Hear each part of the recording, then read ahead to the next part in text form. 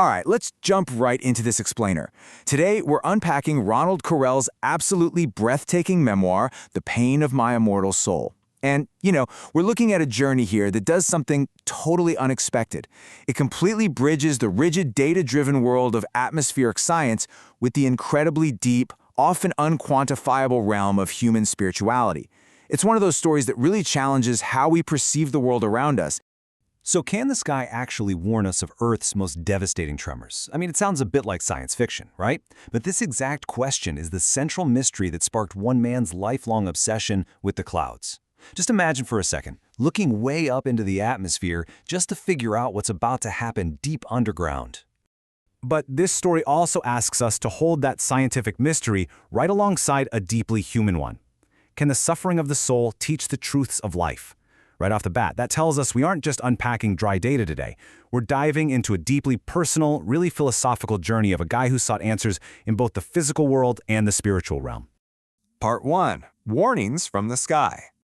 So, growing up in Istanbul, Ronald Karel always felt kind of misunderstood by his family. And like a lot of us who feel a bit lost on the ground, he just looked up. He found this sanctuary in the clouds. Well, that childhood fascination really crystallized back in 1970. He was just 16 years old, and right before the devastating Gediz earthquake hit, he noticed these highly abnormal cloud formations up there. It wasn't just some passing curiosity for him. It was a literal turning point that permanently altered the trajectory of his entire life. He basically saw a connection that everyone else missed. Part 2. The Meteoquake Theory. Now that single boyhood observation didn't just fade away as he got older. Instead, it birthed a completely pioneering hypothesis. Karel dedicated his whole life to what he coined the meteoquake. Basically, he defines this as a meticulously documented correlation between atmospheric magnetic fields, specific low-level clouds, and imminent seismic activity. The core concept here is that the Earth and the atmosphere are actually communicating with each other before an earthquake hits. And his ultimate driving goal in pursuing all this complex atmospheric science? It was deeply humanitarian. He wanted to unlock the Earth's secrets so we could predict tremors and ultimately save human lives. Part 3. A solitary scientific crusade. Have you ever believed in something so deeply, only to have literally everyone tell you that you're wrong? Well, Karel found himself in this immense clash. On one side, you have his unwavering conviction and his meticulously documented correlations. But on the other side, an orthodox scientific community that completely shunned his theories. And to make matters worse, that was compounded by relentless opposition from his own family. It was this massive battle, fought on both professional and really deeply personal fronts. But the thing is, rejection didn't stop him. Actually, it propelled him. From that very first observation in Istanbul, his drive sparked this incredible global journey. He ended up engaging with major meteorological institutions all over the place: Paris, London, Geneva, New York. And today, his mission is still going strong in the United Kingdom, where he serves as the president of the Geocosmo Research Center. Looking to the future, he's got this super ambitious goal to build physical ground stations in Italy, which is where he lives right now, just to further test and monitor all these atmospheric signals. Part 4. Beyond Science, the Soul. Now, we need to talk about the fact that this book is far more than just some scientific crusade. It's really about the profound personal toll that crusade took on him. The constant friction, the endless rejections, the sheer weight of trying to prove a highly contested theory. All of that actually acted as a catalyst for a massive spiritual awakening.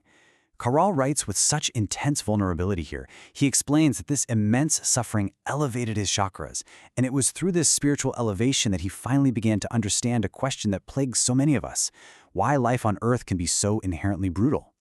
Part 5. A New World Order. So, this awakening completely expanded his perspective, taking him from predicting earthly disasters to wanting to heal human ones.